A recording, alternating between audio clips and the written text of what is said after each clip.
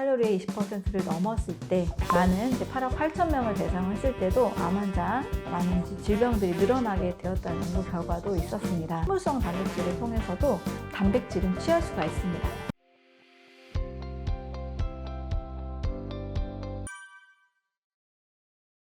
당뇨든 암이든 두 가지 모든 질병이 다 세포의 기능 대사 장애로 인해서 발생하게 됩니다. 당뇨의 경우에는 보통 당의 수치가 조절이 안 되는 거잖아요. 왜 안 될까? 췌장의 베타세포가 인슐린을 분비하는데 이 베타세포가 제대로 인슐린을 만들어내지 못할 때 당이 요로 빠져나간 당뇨가 되는 거죠. 질병은 이제 크게 당뇨병이라는 말이 있지만 결국 췌장의 베타세포의 기능 장애다, 세포 대사 장애다, 이렇게 볼 수가 있습니다. 암이라는 질병도 크게 보면은 몸 전체에 생길 수도 있고 또 어떤 혹이라는 걸로 영기부터 사기까지 이렇게 나누기도 하는데 결국 암세포잖아요. 암세포가 종양까지 이제 크기가 커져서 발생했을 때 우리가 암을 1기다, 2기다 이렇게 진단을 하게 되는 건데 결국은 세포 기능 장애에서 또 시작이 되는 거죠. 어떤 세포 기능 장애냐? 우리가 정상적인 세포는 일정한 횟수를 분열하고 나면 그 세포가 사멸하고 제거가 돼야 되는데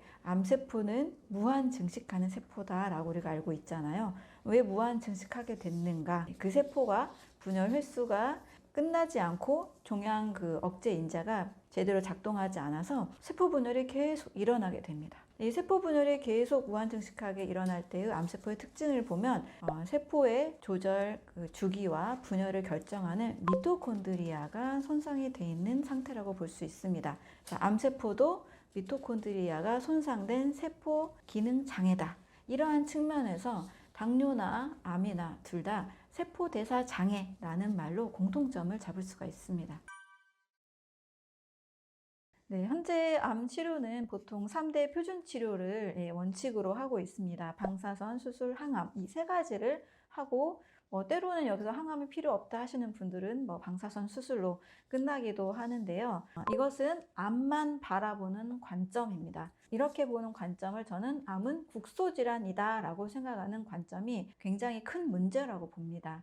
이렇게 해서 그 암 조직을 방사선으로 태우고 수술로 떼내고 항암으로 암세포를 타겟팅해서 없애려는 시도들을 많이 하는데요. 문제는 그렇게 해서 수술이 잘 됐다 하더라도 모든 환자들이 걱정하는 것은 다시 재발되지 않을까, 전이되지 않을까, 이것에 대한 고민입니다. 사실 암의 이 생존율 자체는 굉장히 올라갔지만 여전히 암 사망률은 재발과 전이로 인해서 90%가 사망을 합니다. 또 한 번 암을 경험을 하게 되면 평생 암 환자라는 그 생각, 의식이 떠나지가 않는 것 같아요. 그래서 재발과 전이를 전혀 고려하지 않는 그런 국소질환으로 보는 관점, 이것이 저는 현재 암 치료의 문제가 되고 또 다른 한계점이라고 생각을 합니다. 그래서 암은 재발과 전이가 된다는 것 자체가 의미하는 게 뭐냐면 암은 전신질환이라는 뜻입니다. 유방암 걸리면 폐암이나 림프암으로 전이가 될 가능성이 있다는 거는 많은 분들이 아시잖아요. 이미 한번 암이 노출이 됐다는 것은 그만큼 인체에 뭔가 면역에 불균형이 온 거고 이 암세포의 이 씨앗은 어디에나 다 생길 수 있다는 것을 전제하고 있습니다. 그래서 암을 국소질환으로 볼 것이 아니고 전신질환으로 보고 몸 전체가 건강할 수 있는 이 환경을 만들어주는 것이 우리가 암 치료에 있어서 해 나가야 되는 목표 지점으로 바라봅니다. 네, 이 신진대사라는 말에서 이 대사라는 말을 우리가 많이 들어왔는데요. 대사라는 것은 어떤 생명체가 영양소를 섭취하고 흡수해서 또 잘 배설하기까지의 모든 작용을 말합니다. 그래서 신진대사가 잘 된다. 그럼 우리 어린아이들이나 젊은 청소년들 보면은 굉장히 활발하게 많이 움직이잖아요. 근데 신진대사가 좀 떨어진다 하면 이제 점점 성장 호르몬도 줄어들고 호르몬 분비라는 거 줄고 소화효소도 잘 나오지 않아서 소화도 잘 안 되는 그런 몸을 생각할 수가 있습니다. 그런데 암이 왜 대사질환이냐라고 말씀을 드리냐면 이 몸의 신진대사가 원활하면, 쉽게 말하면 영양이 잘 들어오고 신진대사 과정 중에 발생한 독소들이 잘 배출이 되면 세포가 재생하고 에너지를 만드는 데 문제가 없습니다. 그런데 암이라는 것은 사실은 세포가 잘 재생이 안 된 불량품이 생긴 거잖아요. 정상적인 세포가 늘 분열되고 또 이상하게 만들어진 세포가 제거가 되면 괜찮은데 돌연변이 세포가 제거가 되지 않은 상태에서 더더더 무한 증식한 것을 우리는 암이라고 규정을 합니다. 그런데 바로 이 신진대사 과정에서 잘못된 세포가 만들어지고 이것이 제거가 되지 않은 거기 때문에 크게 이야기하면 암은 대사질환이다라고 이야기할 수가 있습니다. 바로 암을 국소질환으로 또는 유전질환으로 보지 않고 전신질환으로 대사질환으로 봤을 때는 암만 보는 것이 아니고 몸 전체의 환경을 바꿔주는 것에 초점을 맞춰야 됩니다. 물론 지금 많은 분들이 이제 암 치료를 받으면 병원에서는 수술을 받고 이후에는 좀 어떻게 먹어야 되는지 또 어떻게 몸을 또 관리하고 또 생활 습관을 어떻게 만들어야 되는지 이 부분에 관심을 가지기 시작은 합니다. 그런데 명확하게 병원에서 어떤 의료기관에서 이런 걸 명확하게 안내는 해주지 못하고 있다 보니까 각자만의 방식을 막 찾게 되는 거죠. 때로는 산에 가기도 하고 때로는 어떤 이상한 버섯 같은 걸 먹기도 하고 네, 하지만 이게 사람이 살려고 하는 본능이기 때문에 저는 이 방법을 찾고 있는 거라고 생각을 합니다. 따라서 암에 걸렸다는 것은요, 대사질환이기 때문에 이전에 내가 생활 방식에서 몸과 마음에 있어서 독소가 되는 것이 있었더라면 이것들을 다 제거해야 됩니다. 술을 많이 마셨다, 담배를 피웠다, 또 가공식품을 많이 먹었다, 잠을 너무 늦게까지 안 자고 야근을 하고 일만 열심히 했다, 이런 것들이 내 몸과 마음에 같이 독소가 되는 요소들이 될 수 있겠죠. 이런 것들을 제거하고 영양이 되는 것을 또 몸과 마음에 흡수시켜야 됩니다. 당연히 좋은 음식, 건강한 음식, 자연의 음식을 먹어야 되겠고 마음으로도 스트레스 요소가 있다면 당연히 제거를 해줘서 좋은 마음 갖고 또 좋은 긍정적인 마음, 또 잘 웃을 수 있고 감사하는 또 항상 이제 기쁜 마음, 평화로운 마음 이런 것들을 유지할 수 있는 상태로 만들어야 되겠죠. 제가 늘 강조하는 영양과 해독의 원리를 몸과 마음, 우리 삶에 모두 다 적용을 할 때 몸 전체의 신진대사가 원활하고 건강한 몸으로 만들어질 수가 있습니다.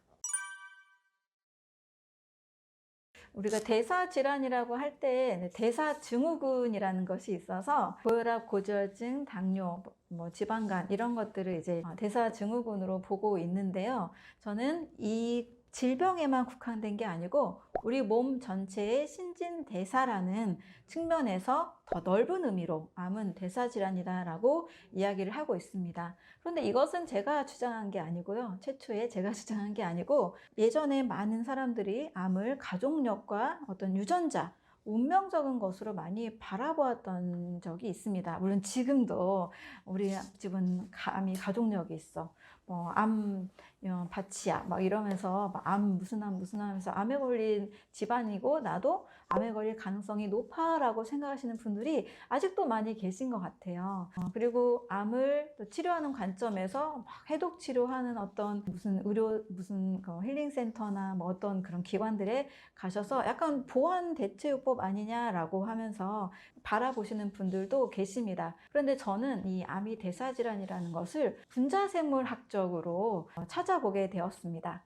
실제 2015년에 암은 대사질환이다 라는 보스턴 대학의 토마스 세이프리드라는 사람이 암세포를 분석을 해보니까 암세포가 정상세포와 다른 대사를 하고 있다라는 것을 분자생물학적으로 규명을 했습니다. 암세포는 무산소호흡을 하고 또 미토콘드리아가 바뀌어서 정상세포가 하지 않는 다른 대사를 하는 것을 관찰을 하게 된 거예요. 또 산소가 없는 환경에서 암세포가 계속 자라는 것을 보게 됐습니다. 그런데 이게 2015년에 밝혀진 거냐? 사실 그게 아니고 이 토마스 세이프리드 이전에도 무려 약 100여 년 이전에 1931년에도 바르부르크라는 사람이 암세포의 대사를 규명을 한 바 있습니다. 존스 홉킨스의 페드리센이라는 학자도 암세포는 정상세포와 다른 대사를 하고 있구나 라는 것을 밝혀낸 거죠.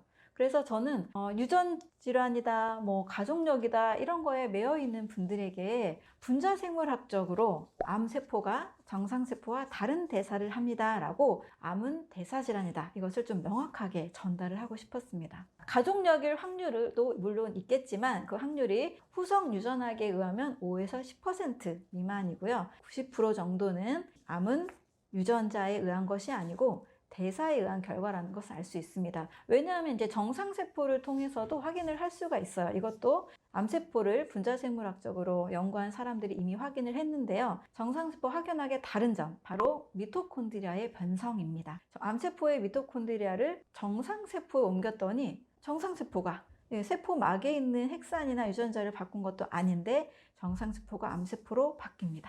반대로 정상세포의 미토콘드리아를 암세포에 이식을 했더니 이 암세포가 더 이상 증식하지 않는 모습으로 바뀌게 됩니다. 결국 암세포는 미토콘드리아 변성이라는 것을 확인을 하게 된 거죠. 그러면 가족력으로 인해서 유전자는 가족의 유전자를 가지고 태어납니다. 그런데 암이라는 것은 세포에 있는 핵산에 있는 유전자가 아니라 미토콘드리아의 변성이기 때문에 미토콘드리아가 변성된 그 환경적인 요소들이 암세포를 만들어낸다는 거죠. 사실 암의 유전자는 지금도 우리가 암을 다 정복하지 못했고 아무리 유전자 게놈 프로젝트가 완성이 됐어도 이 암을 다 제거하지 못하고 있잖아요. 모든 약이 다 듣는 건 아니잖아요. 항암제가 잘 듣기도 하지만 잘 안 듣기도 하죠. 그래서 이것은 암의 유전자가 너무나 많고 너무나 다양하다는 것을 의미하고 있고요.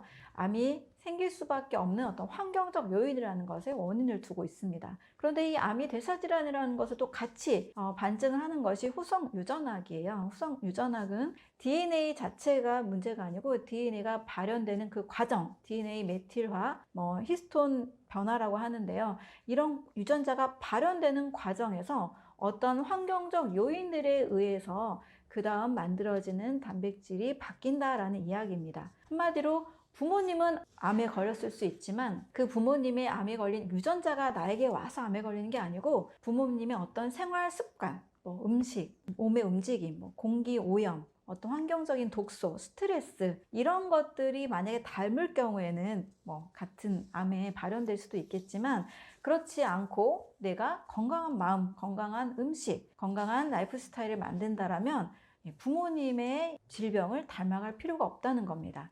실제 고혈압, 고지혈증 이런 것도요, 우리는 요즘 생활 습관 개선만으로도 2주 안에, 수개월 안에 개선이 되는 것을 보잖아요. 부모님이 50대에 당뇨에 걸리셨다. 나도 50대 즈음엔 당뇨에 걸린다. 이런 걱정을 사실 안 하는 것이 요즘은 거의 상식이 된 것 같습니다. 마찬가지입니다. 암도 태어나면서부터 가지고 있는 유전자가 일으킨 게 아니고 암세포에 있는 미토콘드리아의 변성으로 봐서 이걸 바꾸는 환경적 요소, 또 후성 유전학처럼 DNA가 발현되는 어떤 환경적 요소가 질병을 만들어낸다라고 보면 되겠습니다. 네, 우리가 스트레스를 받아도 기분이 좀 나빠도 소화도 안 되고 체하고 몸이 달라지는 것을 느끼잖아요. 이와 같이 미토콘드리아도 일단 세포 안에 있는 하나의 소기관인데요. 세포막으로부터 충분한 영양 공급이 안 될 때, 예를 들면 가공식품만 너무 먹는다. 그러면 세포막도 손상이 됩니다. 또 세포 속에 있는 미토콘드리아에도 영양이 전달이 안 됩니다. 이런 불량한 식이 습관이 있을 때, 그리고 스트레스를 또 받았을 때, 또 그 대기 오염, 환경 오염, 공기가 너무 안 좋은 곳에 살 때, 사람이 산소와 영양소를 충분히 공급받아야 세포가 건강하잖아요. 그런데 충분한 산소, 영양소 공급이 안 될 때 이렇게 만드는 모든 환경 요소들이 바로 미토콘드리아를 변성시키는 거죠. 70대 어르신이었고요. 이분이 한 50년 정도를 불면증을 앓다가 퇴사를 하시게 됐는데 저에게 이제 찾아오셨을 때는 이미 2달 정도는 제 책과 영상을 보고 과일과 채소 위주, 자연식 위주의 식단을 실천하고 한 뒤였습니다. 그래서 2달 동안 실천을 했더니 50년 불면증이 사라졌다라는 굉장히 뿌듯한 이 말씀을 전해 주셨어요. 그런데 일단은 암이 이제 전립선암 PSA 수치로, 항원 수치로 측정을 했는데 일단은 현재 전립선암 3기 이 수치였고 이것을 온 가족은 수술을 하자고 했는데 본인은 이제 수술이 내키지 않으셨고 어차피 수술을 해도 삶의 질이 확 떨어지면서 재발과 전이에 대한 공포가 있을 바에야 그냥 수술하지 않고 그냥 몸 전체를 건강하게 만드는 것이 중요하다라는 이제 저의 이제 의견에 공감을 하셔서 몸 전체를 어떻게 건강하게 만들 수 있느냐 이제 이것을 상담받으셨습니다. 제가 늘 하듯이 아침에는 과일인데요. 그래도 암 환자분들은 너무 고당도 과일보다는 블루베리나 키위나 사과 이런 저당도 과일을 드시고 점심 저녁에도 일단 무조건 저는 소화 에너지를 줄이는 방법을 말씀을 드렸습니다. 다양한 음식을 많이 놓고 드시는 것보다 정말 뭐 고구마나 단호박 정도로 식사를 맞춰도 되고, 간단한 뭐 두부나 뭐 양배추, 브로콜리 이렇게 간단한 식사, 또 쌀밥도 너무 많은 양보다는 좀 적은 양을 드시도록 말씀을 드렸습니다. 물론 운동도 중요하기 때문에 몸이 좀 어느 정도 땀이 날 정도의 운동, 그랬을 때 이분이 하루에 그 아파트 계단을 약 11층 정도였는데 3-4번을 매일 운동을 하셨다고 합니다. 그리고 무엇보다도 마음의 건강이 매우 중요하다고 저는 굉장히 강조했습니다. 만약에 마음에 어떤 갈등을 일으키는 요소, 미움이나 원망이나 굉장히 용서하지 못한 어떤 상황이나 어떤 사람이 있다라면 그 부분에 대해서도 해결을 해야 된다라고 말씀을 드렸습니다. 특히 감사를 할 때 부교감 신경이 항진이 되면서 암의 스위치가 켜지는 방향으로 갑니다 라고 꼭 말씀을 드렸고, 감사와 또 많이 웃는 것을 언제든지 저는 강조를 하고 있는데, 이것을 진짜로 실천을 다 하신 거예요. 네, 진짜 그 사업으로 인해서 힘들게 했던, 용서하지 못했던 사람이 있었는데 이분도 진짜 용서를 하게 되었고, 음식, 식단과 운동, 이 모든 것들을 정말 다 실천을 하셨습니다. 그래서 무려 4개월 만에 그 정상, 전립선암 PSA 수치가 정상으로 딱 떨어지게 됐고, 무엇보다 이분이 너무 이 삶에 대한 감사와 그 삶에 대한 애정이 막 솟아나서 70대셨는데 다시 삶을 재기하고 싶다. 어디 새로운 직업을 찾아서 나는 정말 100세 시대니까 앞으로 30년이 남지 않았냐 이렇게 말씀하시면서 굉장히 이 삶에 대한 에너지가 가득 차 있는 모습으로 바뀐 모습을 보게 됐습니다. 그래서 정말 저에게는 너무 소중한 정말 기쁨을 주신 분이었고, 또 이분도 그 많은 가족들이, 의료인들이 많은 가족들이었다고 들었는데, 네, 그 많은 가족들이 반대했던 이 수술을 수술을 하라는 더 이상의 그 말을 듣지 않아도 돼서 굉장히 기뻤다고 합니다. 암이 대사질환이고 국소가 아니라 전신질환이다. 이 관점에서 말씀을 드린다면 몸 전체 환경에 충분한 산소 공급, 충분한 영양소 공급, 그리고 자율신경계가 균형을 잘 맞는 방법, 이런 것들이 가장 중요한 암 치료의 핵심 요소가 된다는 겁니다. 정상 세포는 좋은 산소와 좋은 영양소를 공급받으면 문제가 없습니다. 그런데 암세포가 무산소흡을 할 수밖에 없는 그 상황에서 왜 이렇게 바뀌게 됐을까? 몸이 일단은 산소 공급이 안 되는 거예요. 만약에 림프순환이 안 된다거나 독소가 많은 생활을 계속 했다거나 영양소가 뭐 엄청나게 부족했다거나 이 산소 공급이 안 되니까 내 몸에 있는 정상 세포가 암세포로 바뀌어서라도 무산소흡을 하면서 다른 대사를 선택하게 된다는 거죠. 내 몸을 지탱하기 위해서. 그래서 충분한 산소 공급과 영양소 공급이 정말 중요한 거고요.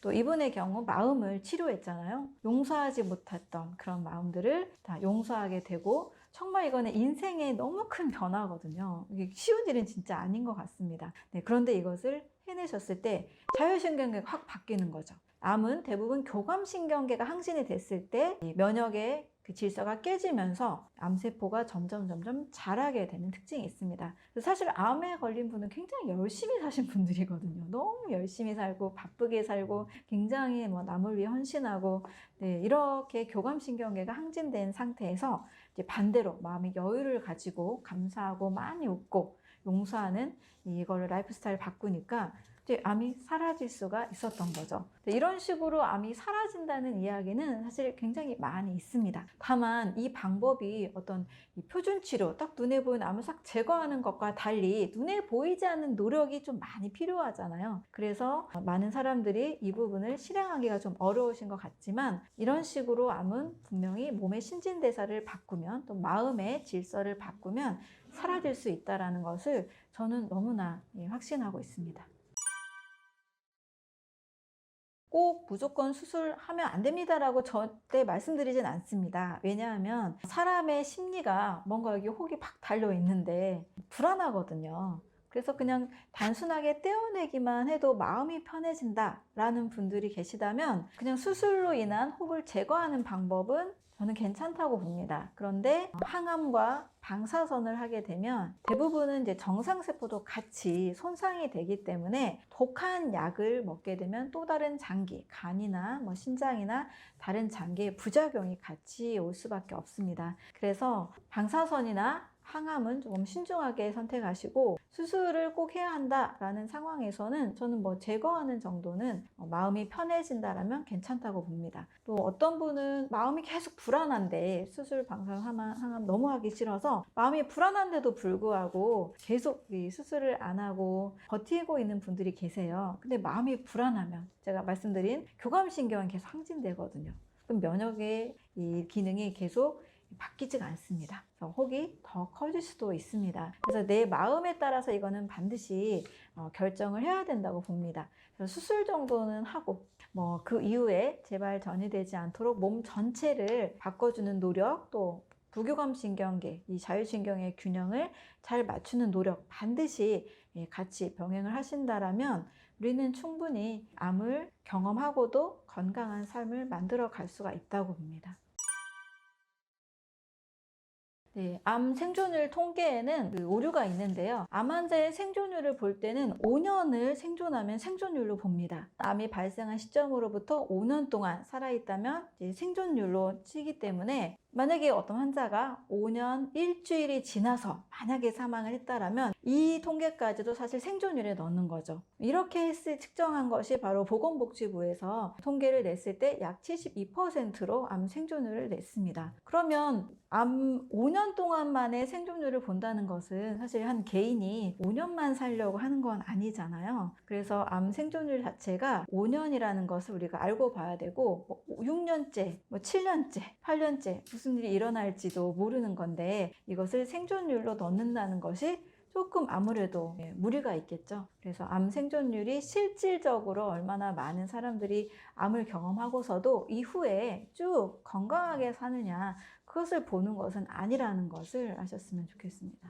일단 암 생존율을 바라볼 때는 그게 5년이라는 것을 알고 보셔야 되겠죠. 평생이 아니고 수술하고도 평생 건강하게 살았다 이게 아니고 5년 동안의 생존율이기 때문에 이 정도 통계가 나왔고 만약에 그 숫자가 높을수록 물론 안심은 좀 되겠죠. 하지만 절대적으로 이 수치를 의지하기보다는 내가 더 건강하게 5년 이후에도 5년 통계가 이러니까 5년 이후에는 좀 낮을 수도 있다라는 생각을 가지고 나는 5년 이후에도 더 건강하게 삶을 만들어갈 수 있는 방법을 더 찾아야 되겠다라고 생각을 하시면 좋겠습니다.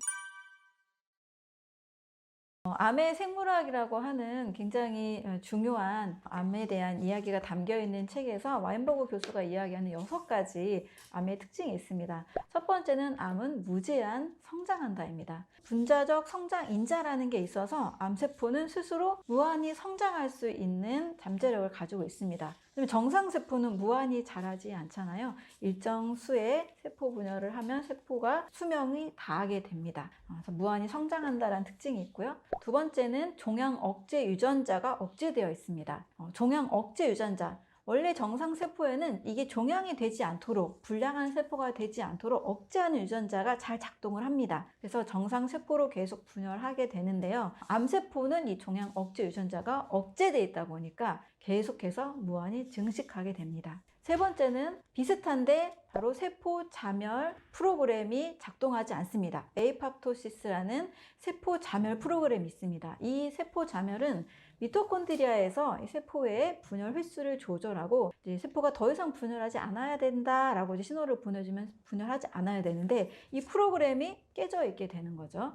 그래서 에이팝토시스 세포 자멸 프로그램이 돌아가지 않는다입니다. 네 번째는 암세포는 무한 복제 프로그램을 가지고 있습니다. 미국에서 실제 있었던 사례인데요. 어떤 자궁암에 걸린 여성이 이제 암으로 인해서 사망을 하게 됐는데 이 암세포를 실험실에서 그 배양액을 가지고 계속 키웠던 거예요. 근데 배양액만 주니까 이 환자가 사망한 지 약 9년 후에도 이 암세포는 계속 살아 있습니다. 그래서 암세포는 스스로 계속 무한 복제할 수 있는 시스템을 가지고 있습니다. 또 암은 그 자체로 계속 성장하고 더 분열하려는 그 특징으로 인해서 혈관 신생을 합니다. 주변의 혈관들을 계속 만들어서 주변으로 퍼지게 되는 거죠. 바로 이것 때문에 재발과 전이를 많이 걱정하게 되는 겁니다. 여섯 번째는 조직 침습과 전이입니다. 이런 혈관을 만들어서 자라면서 바로 다른 조직으로 침입하게 되고 그 조직으로 전이를 하게 됩니다. 정상세포에서는 그 자리에만 있게 되기 때문에 암세포와 확연하게 다른 점이죠. 이 6가지가 정상세포와 바로 다른 점, 암세포의 특징이라고 볼 수가 있습니다. 일단은 암이 한번 생기게 되면 우리가 뭐 0기다, 1기다, 2기다 이렇게 진단을 하잖아요. 0기일 때 발견했다. 그럼 굉장히 안심하면서 그래도 충격을 받지만 그래도 다행이다라는 이야기를 합니다. 조기에 발견해서 더 자라지 않은 상태에서 비교적 간단하게 제거를 할 수 있기 때문인 거죠. 그런데 3기다, 4기다 하면 많이 또 불안해 하시잖아요. 또 막 그냥 뭐 포기했다 이런 사람들도 발견하게 되는데 바로 암세포가 무한하게 성장한다는 그 특징 때문에 많은 분들이 내 몸 전체에 이것이 퍼질까봐 걱정하고 이제 공포스러워 하는 거죠. 특히 암이 만약에 그냥 혹처럼 있어서 더 이상 번지지 않고 더 이상 자라지도 않는다라면 큰 문제가 되는 건 아닌 것 같습니다. 우리 피부에 가끔 뭐 혹이 나거나 뭐 사말 같은 거 나거나 더 이상 크게 자라지 않는 이상 주변에 어떤 독소를 뿜어서 주변 조직을 괴사시키거나 아프게 하거나 이러지 않는 이상 큰 문제가 되지 않는 거랑 마찬가지인데요. 문제는 이것이 계속 무한히 성장하는 그 특징, 그리고 혈관을 만들어서 주변 조직에 침입하고 전이까지 한다라는 이 특징 때문에 암을 불안해하고 공포스러워하는 거죠. 그래서 암세포가 더 이상 좀 자라지 않게 만드는 그 방법들을 많은 분들이 이제 찾게 되는 거고, 또 그렇게 된다라면 사실 크게 걱정하거나 불안할 필요도 없습니다. 네, 저도 암은 병이 아니다라는 가설에서 상당히 처음에는 어떻게 그럴 수가 있지라는 생각을 했던 사람입니다. 그런데 책과 자료들을 천천히 읽어보다 보니까 암이라는 것이 우리 몸이 절대 갑자기 어디 밖에서 튀어 들어와서 만들어진 것이 아닌 경우가 훨씬 많죠. 물론 발암물질을 몸에 바르면 발암물질을 직접적으로 너무 많이 먹으면 외부에서 들어온 거라고 볼 수 있지만 많은 분들이 사실 큰 발암물질에 노출 없이도 암이 생기는 경우가 종종 있잖아요. 이런 경우에는 내 몸의 정상세포가 내 몸의 어떤 변화된 환경에 의해서 암세포로 바뀐 겁니다. 암세포의 특징은 오토 바르부르크 효과나 페드리센이나 토마스 세이프리드, 분자생물학적으로 암이 대사질환이다를 밝혀낸 학자들에 의하면 암은 무산소호흡을 하는 상태이고 미토콘드리아가 변성된 상태다를 공통적으로 이야기를 하고 있습니다. 그러면 왜 모든 정상세포는 산소호흡을 해야 되는데 왜 암세포는 무산소 호흡을 하게 될까? 바르부르크 효과에 의하면 정상세포도 약 35% 정도로 산소를 줄이면 세포가 발효대사를 시작하고 60% 정도 산소를 줄이게 되면 정상세포가 다 암세포로 바뀌게 된다고 합니다. 이것은 그냥 산소 농도만 가지고도 한 실험이잖아요. 그러면 암세포라는 것은 체내에 산소가 부족하니까 내가 암세포로 바뀌어서 산소를 덜 써야 되겠다. 그래서 내 몸을 지탱해야 되겠다라고 하는 우리 몸의 또 하나의 다른 치유 메커니즘인 겁니다. 몸을 살리기 위해서 만든다는 거죠. 마치 고혈압처럼 고혈압이 무조건 나쁜 게 아니고 내가 뭔가 혈관이 좁아지고 지방이 끼면 신장이 모세혈관까지 이 피를 보내기 위해서 혈액순환을 하기 위해서 펌프질을 세게 하다 보니까 혈압이 올라가는 살기 위한 반응이잖아요.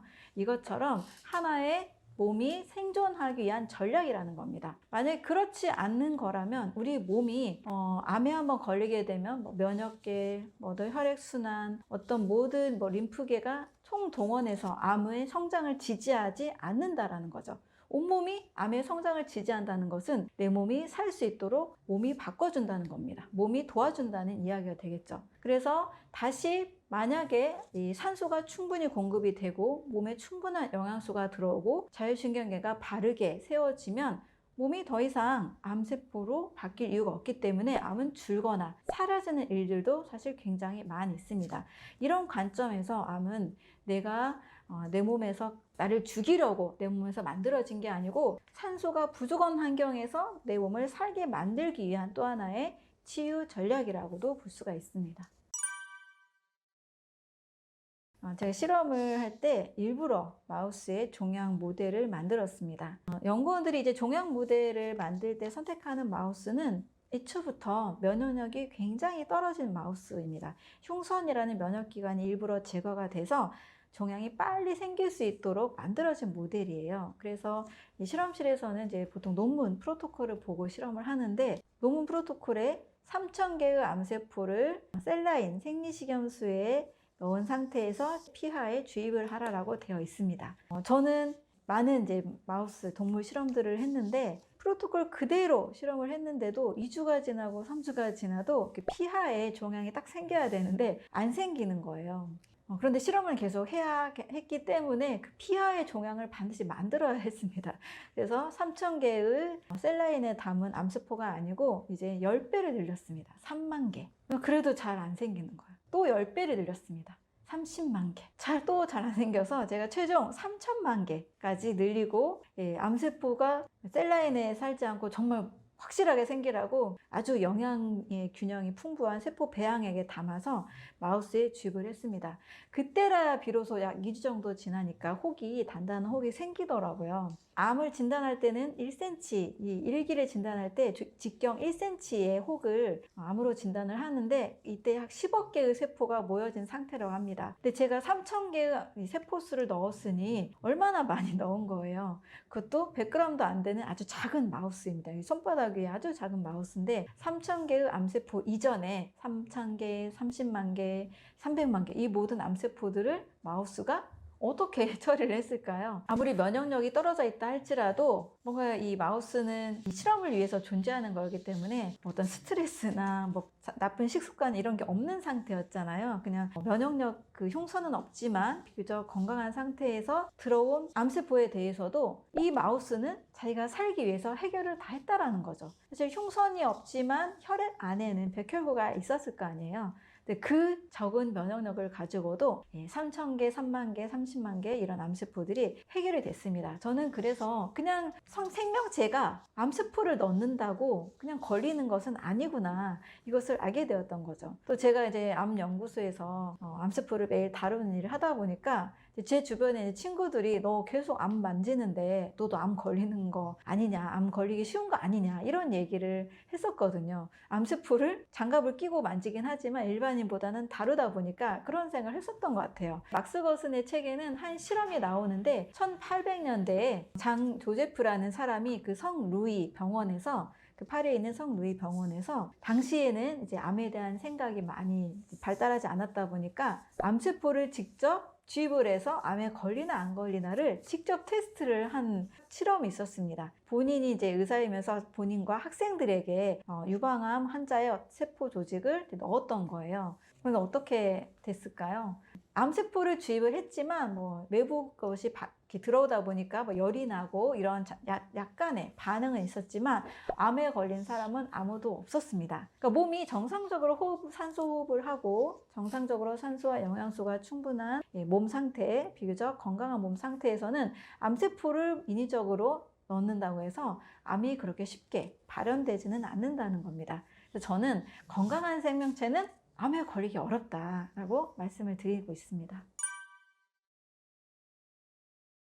암을 국소질환으로만 보게 되면 이제 그 부분만 치료를 하고 병원에선 치료가 맞춰집니다. 유방암이면 유방암에 대한 수술만 끝내고, 자궁암이면 자궁에 대한, 전립선 아니면 그쪽만 보게 되잖아요. 그런데 몸 전체에는 우리가 누구나 알고 있는 상식이 있잖아요. 암은 모든 사람에게 암세포가 하루에 5,000개씩 생긴다. 그런데 면역력이 좋으면 이 암세포가 사라지지만 면역력이 떨어졌을 때 이것이 점점점 자라난다. 이거 누구나 다 알고 있는 거죠. 그리고 암은 그 하나 걸린 것만이 걱정이 되는 게 아니고 수술을 하더라도 다시 재발되고 다른 암으로 전이가 된다. 이것을 가장 두려워합니다. 그래서 국소질환으로만 본다라면 재발과 전이에 대한 해결책이 전혀 없는 거죠. 재발과 전이가 되지 않도록 몸 전체 환경이 암이 생길 수 없는 몸으로 바꿔줘야만 다시 건강한 몸을 회복할 수가 있습니다. 암으로 인한 공포와 불안 없이 건강하게 살 수가 있는 거죠. 암을 국소 질환으로만 볼 것이 아니고 전신 질환으로 봐야 됩니다.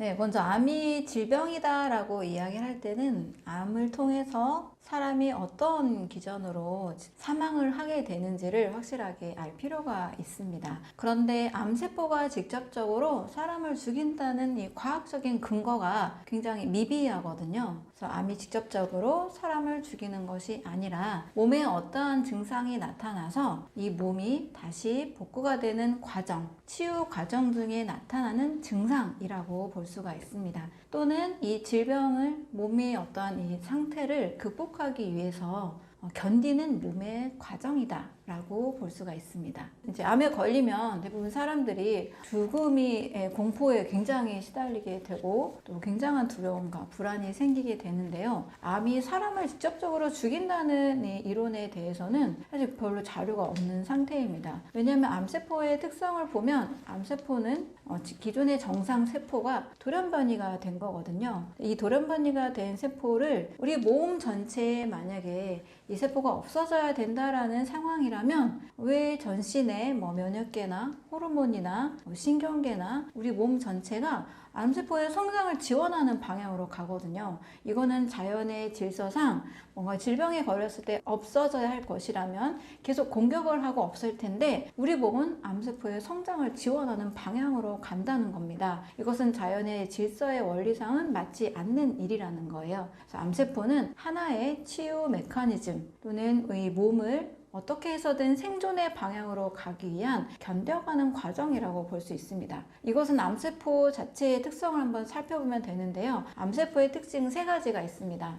암세포는 먼저 무산소 호흡을 합니다. 혐기성 세포라는 뜻인데요. 그 이유 배경을 보면 인체에는 적절한 영양이 공급되고 또 몸에서 발생되는 독소가 원활하게 빠져나가면, 즉 해독이 되면 건강한 몸을 유지할 수가 있습니다. 근데 암세포가 생겨나는 몸을 보면요, 대부분 독소가 많은 환경, 노폐물이 몸속에 노폐물이 너무나 많은 환경에서 암세포가 생겨난다는 내용들이 굉장히 많이 있습니다. 이랬을 때 암세포는 정상세포가 반드시 산소와 영양소를 공급받아야만 생명을 유지할 수 있는 것에 반해서 암세포는 산소가 없는 환경에서도 어떻게든 몸이 살아남을 수 있도록 이 무산소 호흡을 하면서라도 지탱을 하고 있는다라는 거죠. 첫 번째는 암세포의 특징이 혐기성 세포다. 산소를 이용하지 않는 무산소 환경에서도 견디는 세포다라는 특징이 우리 몸이 견뎌가는 과정 중에 하나라고 볼 수 있습니다. 두 번째로는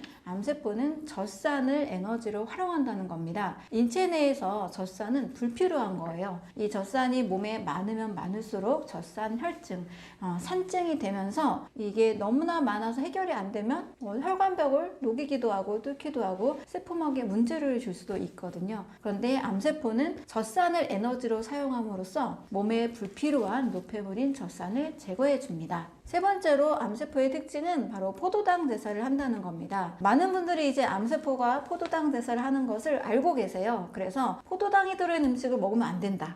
당분을 먹지 말고 몸에 이제 저탄고지 식사를 하자. 탄수화물은 낮게 이제 고지방 식사를 하자. 이런 흐름으로 이제 암세포를 굶겨 죽이자라는 방향으로 치료의 방향을 잡기도 합니다. 그런데 먼저 암세포의 특징을 정확히 좀 알 필요가 있는데요. 왜 암세포가 젖산 발효를 하기도 하다가 포도당을 대사를 해서라도 전신에 혈관을 새로 만들어서 뻗어 나갈까?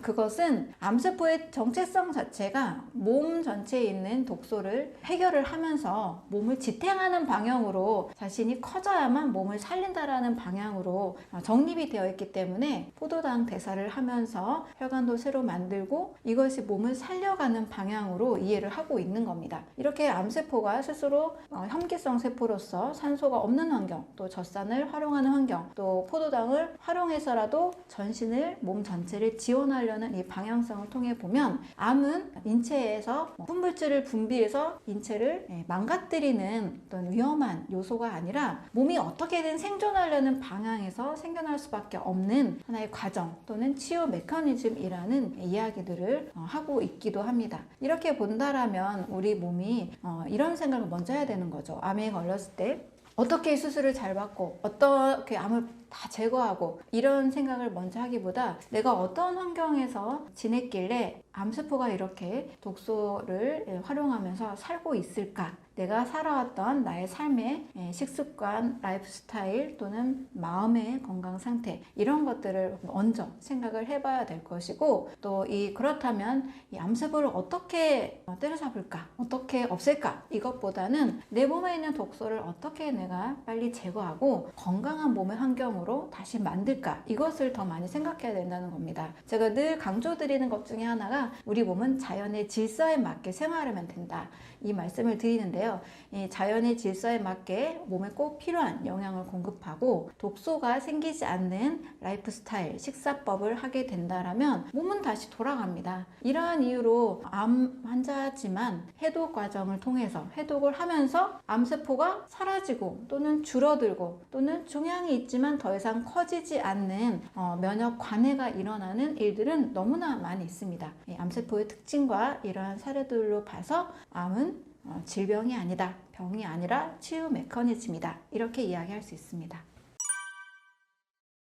암에 걸리게 되었을 때는 이 암이 얼마나 진행이 빨리 될까, 얼마나 위험할까 이 생각을 굉장히 많이 하시게 되거든요. 하지만 그보다는 이 암이라는 것이 생겨서 목숨을 걸고 싸워야 될 만큼 나는 그동안 무엇을 했는지, 나는 어떻게 살아왔는지, 내 몸을 어떻게 관리했는지 이 부분을 더 많이 생각하셔야 될 것 같습니다. 왜냐하면 우리 몸은요 항상 생존하려는 방향으로 가고 있습니다. 내 몸이 스스로 내 몸을 죽이려고 하는 사람은 아무도 없을 거예요. 세균이나 바이러스나 곰팡이나 이물질이 들어왔을 때 내 몸은 온몸을 사용해서 이것을 방어하려고 합니다. 그렇다면 최고의 면역 시스템을 가지고 있는 완벽한 몸이라는 거죠. 또 조금만 영양 공급이 안 될 것 같으면 심장은 혈압을 올려서라도 모세혈관까지 피를 보내려는 아주 기막힌 노력을 하고 있습니다. 이런 관점에서 보면 우리 몸은 굉장히 똑똑하고 굉장히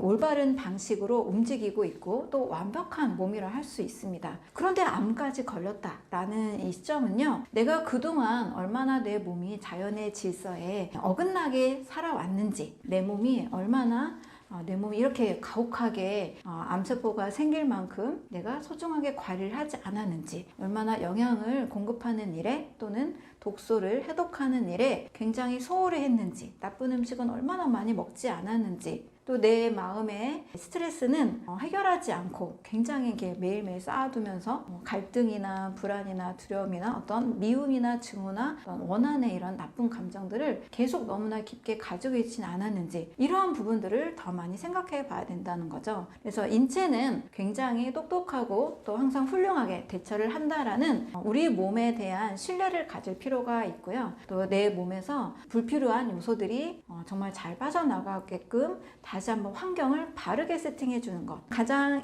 균형 잡힌 몸의 건강 상태를 만들기 위해서 나는 무엇을 할 것인가, 이것을 더 많이 생각해 보고 질문을 해봐야 될 문제라고 생각을 하고 있습니다. 가장 치료가 잘 되는 걸 꼽자면 바로 이것인데요. 바로 플라시보 효과, 위약 효과입니다. 이거는 대부분의 의사 선생님들이나 환자들도 사실 다 알고 계신 거예요. 플라시보 효과라는 것은 통증에 영향을 전혀 미치지 않는 가짜 약을 주고도 이 통증을 감소했거나 또 질병이 나았다라고 느끼는 그 확률인데요. 무려 70에서 80%입니다. 그렇다면 어떠한 약이 70%에서 80%까지 그 효과를 나타내는 약이 있을까요? 대부분의 모든 약들은 부작용이라는 것을 안고 있습니다. 약의 한 면은 약효지만 또 다른 면은 독성이잖아요. 그렇기 때문에 또 다른 질병의 증상의 부작용을 늘 안고 있습니다. 특히 만성적으로 먹는 약에 대해서는 당연히 이 부작용이 모든 약들의 설명서에 명시가 되어 있고 또 약사 선생님들이나 의사 선생님들도 같이 말씀을 하고 있죠. 그런데 부작용이 하나도 없이 가장 뛰어난 효과를 나타내는 것은 바로 플라시보, 유약 효과입니다. 70에서 80%라는 이 엄청난 효과를 낼 수 있다면 우리가 그 어떤 약들보다 바로 플라시보 효과를 가장 먼저 선택하는 것이 가장 지혜롭고 현명한 방법이라 할 수 있겠죠. 하버드 의대에서도 이 플라시보 효과를 조금 더 적극적으로 확인을 해봤는데요. 위약, 즉 설탕, 알약을 통증 있는 사람들에게 알려주고 이것이 진짜 약이 아니라는 것을 알고 있음에도 불구하고 진짜 약을 복용한 사람보다 2배나 더 약효를 본 사례들이 있습니다. 이 의미는 진짜 약효가 나지 않는 약을 먹더라도 이걸 통해서 내 몸이 나을 수 있다라는 희망을 가지게 될 때, 희망적인 사고를 하게 될 때 병이 낫게 된다라는 효과를 말해주고 있습니다. 그래서 많은 사람들이 먼저 병에 걸렸을 때는 내 몸은 이 병을 나을 수 있다, 이 병을 이길 수 있다라는 희망을 갖는 것이 가장 좋은 효과라고 볼 수 있겠죠. 그래서 옥스퍼드 대학교나 영국의 케임브리지 대학교나 독일의 뮌헨 대학교에서도 먼저 환자들에게 외과적인 시술이나 약물보다도 희망을 갖게 하는 것, 플라시보 효과를 가장 최우선적인 치료로 이야기를 하고 있습니다. 또 반대로 노시보 효과도 있는데요. 실제로 약효가 있는 약을 주고도 이것은 약효가 없습니다 라고 이야기를 하면 실제 사람들은 그 약의 실제 효과를 못 보게 된다는 거죠. 그래서 노시보 효과를 봤을 때에도 진짜 이 약물이 가지고 있는 그 약효보다도 이것을 받아들이는 사람의 마음, 또 병을 낫고 싶어 하는 희망적인 의지, 기대, 이런 것들이 치료에 있어서 가장 중요한 첫 번째 요소라고 볼 수 있습니다. 네, 암 환자들이 저에게 이제 공통적으로 많이 하는 질문이 고기 먹어도 돼요? 라는 질문이에요. 네, 고기 자체에 들어있는 성장 호르몬 때문에 저는 일단은 식물성 단백질 위주로 드세요라고 말씀을 드립니다. 콜린 캠벨이 주도했던 차이나 스터디에서도 고기 단백질이 칼로리의 20%를 넘었을 때 많은 이제 8억 8천 명을 대상으로 했을 때도 암 환자 많은 질병들이 늘어나게 되었다는 연구 결과도 있었습니다. 그랬을 때 주로 주목하는 것은 뭐냐면 바로 IGF-1이라는 인슐린 성장 인자예요. 인슐린 성장 인자는 세포 분열을 빠르게 만들어주는 인자입니다. 성장 호르몬과 비슷한 성분이라고도 할 수 있는데요. 인슐린 성장 인자가 동물이라고 할 경우에는 소나 돼지라면 동물들의 성장 속도에는 맞는 성분들입니다. 동물들은 뭐 1년 정도면 다 크니까요. 근데 사람은 세포가 그렇게 빠르게 자라지 않잖아요. 사람은 아주 느리게 15년, 뭐 18년 이렇게 느리게 성체가 되기 때문에 성장 호르몬에 필요한 정도가 다릅니다. 인슐린 그로스 팩터라는 그 IGF-1이 동물성 음식에 들어있기 때문에 고기를 먹었을 경우에는 이제 암세포도 더 커질 수 있는 위험이 있게 되는 거죠. 따라서 같은 아미노산의 구성을 가지고 있는 식물성 단백질을 통해서도 단백질은 취할 수가 있습니다. 식물성이라고 한다면 콩만 생각하시는데요. 콩에 단백질이 좀 많은 편이긴 합니다만 콩 외에도 견과류에도 단백질도 많고 좋은 불포화 지방산이 많습니다. 올리브오일이나 들기름 이런 것도 좋은 기름이 되면서 염증 작용도 같이 일어나게 되고 과일에도 1% 정도, 채소에도 많은 경우에는 5%, 10%, 아스파라거스는 27% 정도가 또 단백질이고 김에도 36%가 단백질입니다. 이런 해조류에도 단백질이 많이 들어있고 버섯에는 우유보다도 무려 2배 정도나 더 흡수율이 높은 단백질이 많이 들어있습니다. 그래서 이제 암일 때는 동물성 단백질보다는 일단 식물성 단백질 위주로 풍부한 식사를 하시는 것을 더 권합니다. 이런 식으로 이제 동물성 단백질을 좀 피해 주시고 생선, 이제 해물류도 좀 줄이거나 가끔씩 기호식품으로만 드시라고 말씀을 드립니다. 왜냐하면 지금 거의 바다나 환경이 많이 오염돼 있다 보니까 암 환자들은 일단 독소가 들어오는 것은 최대한 조심을 해야 되잖아요. 그래서 수은이나 어떤 납이나 이런 알루미늄 이런 성분 중금속에 오염이 되어 있는 모습들을 이렇게 많이 보게 되는데 일단 수은이 많이 생선, 해산물에 많이 들어 있습니다. 수은을 좀 섭취하지 않는 방향으로 생선도 조금 줄이는 방법도 좋겠습니다. 우리는 보통 고기를 먹어야 근육질 몸매가 된다라는 생각을 하고 있는데요. 많은 광고의 결과라고 생각을 합니다. 이제 현대 영양학에서 동물성 단백질을 선택하다 보니까 그런 상식을 갖게 되었는데, 예를 들어서 말씀드리면 우리 소는 엄청 근육질 몸매잖아요. 소는 고기를 먹지 않고 풀을 먹어서 잘 소화시키고 이제 영양소를 만들고 근육을 만드는 거죠. 또 소뿐만 아니라 원숭이도 그렇고 고릴라, 침팬지 이런 동물도 그렇고 기린이나 하마 모두 다 근육이 있잖아요. 근데 이 동물들은 고기를 먹지 않습니다. 본인들이 먹은 이제 과일이나 뭐 식물들, 풀을 가지고 소화하고 대사해서 근육을 합성하는 거지, 먹은 것을 가지고 그대로 근육이 되는 것은 아니라는 겁니다. 그러면 우리가 매일 삼겹살을 먹으면 매일 근육질이 돼야 될 텐데 그렇지는 않잖아요. 근육이 합성되는 것은 사람에게 꼭 필요한 적절한 단백질과 적절한 영양소를, 비타민, 미네랄 이런 다양한 영양소들을 먹어서 사람이 잘 소화시키고 대사해서 근육을 합성하는 것이라고 저는 생각을 합니다. 근데 사람에게 필요한 단백질은 저는 동물성은 맞지 않고 식물성이 더 맞는 것 같아요. 동물성 단백질은 일부 아미노산들이 사람의 소화효소로 다 소화가 안 됩니다. 고기를 먹어서 근육을 합성하는 것 좋다라면 우리 고기를 많이 먹은 날 더 힘이 나고 좋아야 되는데, 좀 고기를 많이 먹고 나면 어떤 경우는 뭐 방귀가 나오기도 하고 소화가 잘 안 되기도 하고 불편한 증상들이 있잖아요. 다음날 이제 변을 봤을 때도 고기를 먹지 않은 날에 비해서 훨씬 변해서 악취가 나는 것도 경험해 보셨을 겁니다. 그래서 사람의 소화효소로는 고기의 단백질은 완벽히 소화가 안 된다.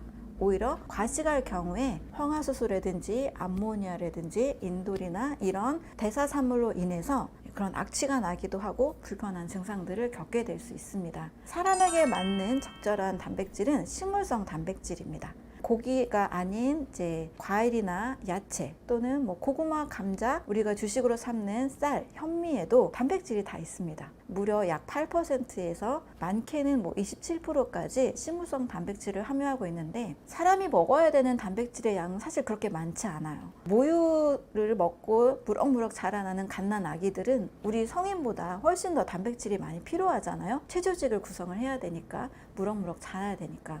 그런데 모유 속에 있는 단백질의 양은 불과 5%밖에 되지 않습니다. 그렇다면 성인이 뭐 15% 이상 단백질을 먹을 이유는 없겠죠. 그래서 체중에 맞는 단백질의 양은 약 1g, 체중 1kg당 약 1g 정도인데, 그러면 60kg이라면 하루에 60g 정도의 단백질만 섭취하면 되거든요. 이 정도 양은 과일이나 야채를 하루에 500g 정도만 드셔도 충분히 섭취할 수가 있습니다. 고기를 먹지 않아도 오히려 고기를 안 먹었을 때 식물을 통해서 섭취하는 식물성 단백질이 훨씬 더 소화가 잘 돼서 더 적절한 근육을 만들어줍니다. 이것을 증명하는 사람들이 있어요. 채식 보디빌더들이 있습니다. 이분들은 이제 거의 우리가 영양가 없어 보인다라는 그냥 과일, 야채, 뭐 그런 잡곡 식사를 통해서 충분히 근육을 만들어내고 있습니다. 오히려 근육은 운동을 통해서 이제 근섬유를 찢어서 이것을 이제 재생하는 과정에서 근육이 합성이 되는 거죠. 그래서 적절한 영양소와 운동이 근육 합성에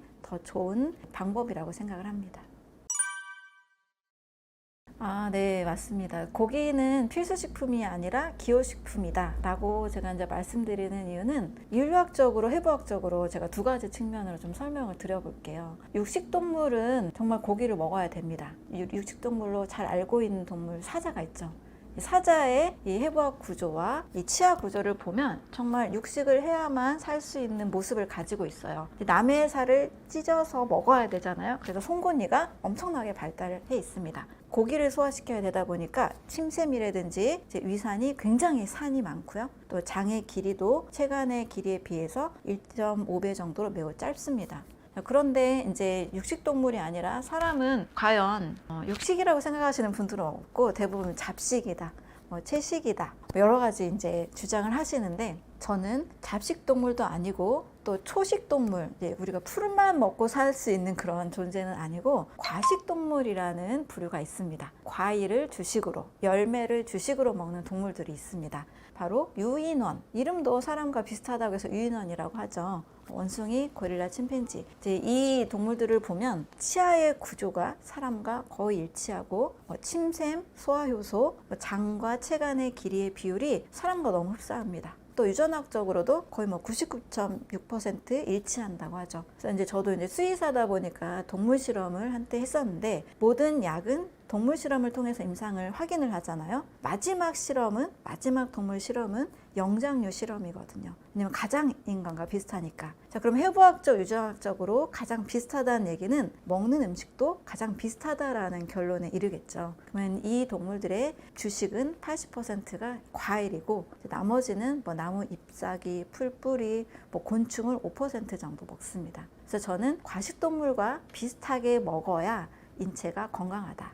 그럼 고기는 어떻게 하느냐? 안 먹어도 되지만 말 그대로 기호식품. 갑자기 이제 너무 먹고 싶은 날, 왠지 먹으면 더 행복할 것 같고 기분이 좋고 뭐 든든할 것 같은 그런 느낌이 올 때, 그럴 때 그냥 기호식품 정도로만 드셔서 몸에 독소를 유발하지 않는 것이 훨씬 더 건강에 이롭다라는 이야기가 되겠습니다. 항생제를 많이 먹게 되면 일단 장내 환경에 불균형이 빠르게 오게 됩니다. 그러면 건강한 유익균이 없다 보니까 이 건강한 유익균으로 인해서 면역력이 결정이 되는데, 자, 그 중에서도 특히 장내 건강한 유익균들이, 장내 미생물이 면역 세포를 직접적으로 성장시키고 또 성숙한다라는 보고들이 있습니다. 그러면 면역력도 같이 떨어지게 되는 거죠. 그래서 항생제를 많이 먹고 나서 몸에 이제 뭐 갑작스러운 그런 피부 질환이 생긴다거나 소화도 잘 안 된다거나 피곤이 더 늘게 된다거나 이런 증상들도 이제 항생제로 인해서 생길 수 있다는 것도 생각해 보시면 좋죠.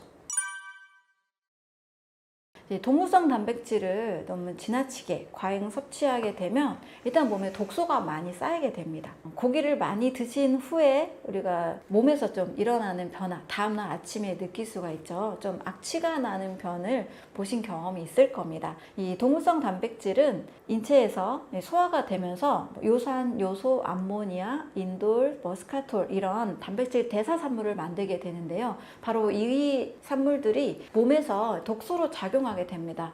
뭐 적게 생기면 우리 몸의 간에서 해독 시스템에 의해서 다 해독이 됩니다. 근데 너무 많이 생길 때가 문제가 되는 거죠. 그래서 지속적으로 많이 먹게 되면 이제 채취에서도 암모니아 냄새가 나고, 외국 사람들에게서 나는 그런 채취들이 있잖아요. 그렇게 몸까지도 같이 영향을 미치게 되죠. 바로 이 독소 문제로 인해서 따르는 2차성 질환들이 많은 대사 질환입니다. 뭐 고혈압, 당뇨, 암, 신장의 문제, 또 통풍의 문제, 이런 질환들이 생길 수 있는 환경이 되는 거죠. 또 이 독소는 이 몸에서 약 알칼리 체질을 유지해야 되는 우리 몸을 산성한 체질로 만듭니다. 우리 산성 체질 하면 이제 암에 잘 걸리는 체질로 많이 알고 계시죠. 그래서 이 산성 체질을 몸에서는 중화시키기 위해서 뼈에서 이 칼슘을 자꾸 분해합니다. 동물성 식품을 많이 먹을수록 몸이 산성 체질이 되고 뼈가 약해지는 골감소증, 골다공증까지 이어지게 되는 거죠. 다양한 질병의 원인이 됩니다. 그 중에서 우리가 가장 이제 많이 주목해야 되는 것이 또 암이 되는데요.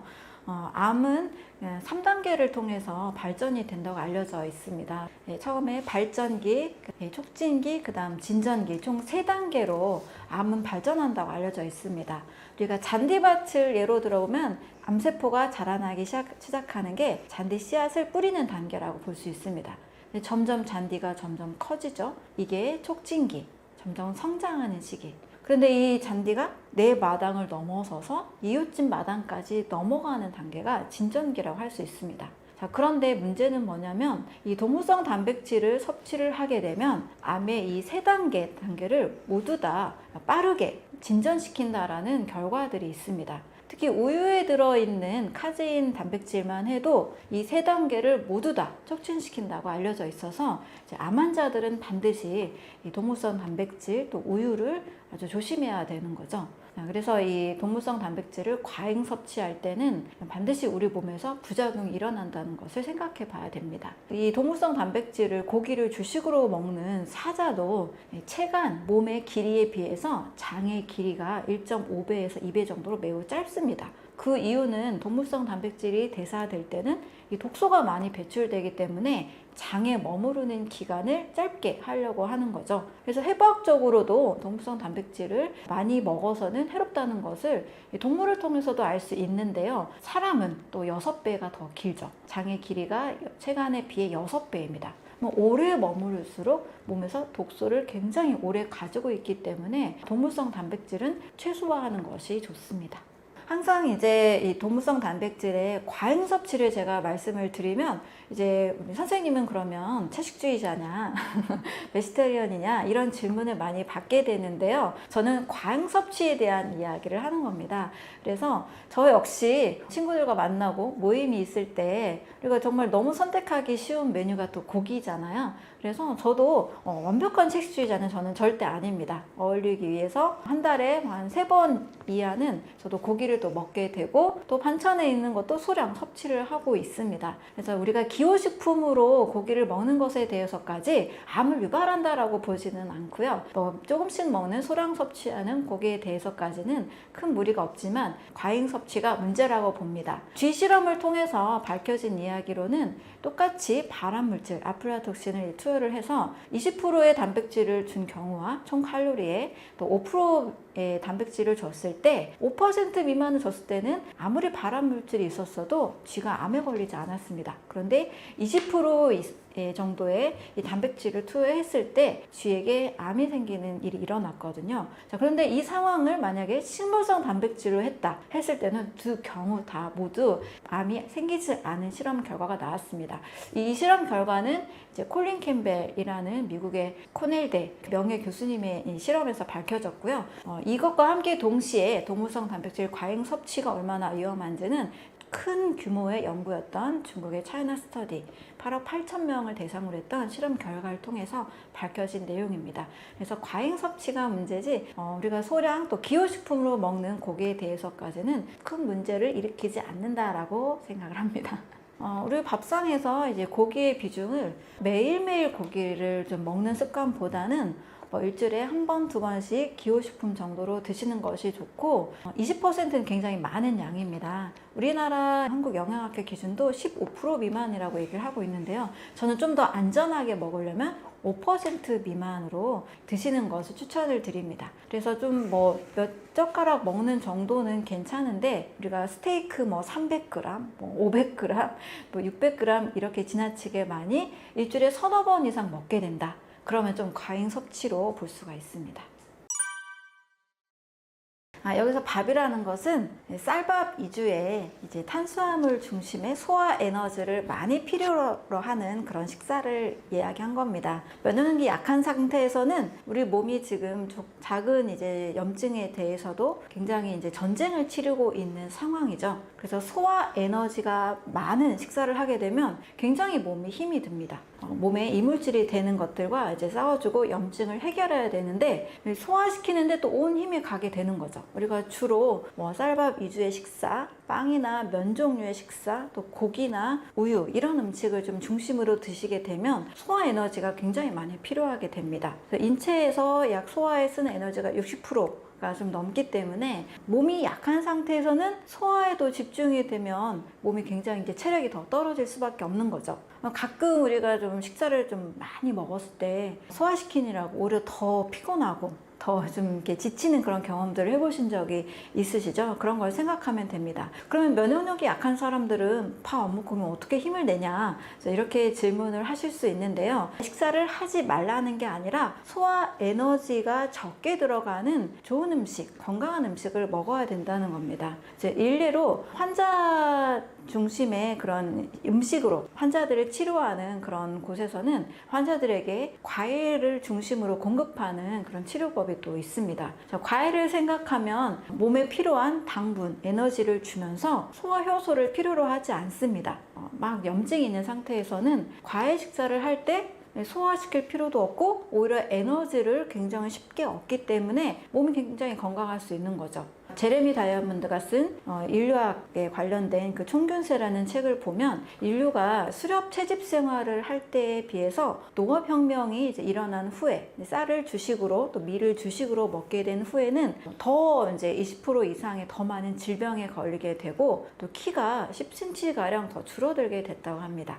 농업혁명이 안전한 이 음식을 제공해 주긴 했지만 그 전에 먹던 이제 과일이나 채소 그런 신선한 음식의 비율이 줄어들고 가공된 음식 또 이제 탄수화물 중심의 식사로 바뀌게 되면서 인류가 당뇨나 각기병이나 펠라그라 이런 많은 질병들에 더 많이 걸리게 됐다라는 이야기를 하고 있죠. 그래서 면역력이 약한 분 또 염증이 좀 많이 있는 상태에서는 너무 이제 소화에 효소가 많이 필요한 음식보다는 이제 과일류, 채소류 견과류, 버섯류, 해조류 이런 식사를 조금 더 하시고 통곡식, 공식의 식사는 좀 식사 전체의 20% 미만 이렇게 좀 줄여서 드시는 것이 좋습니다.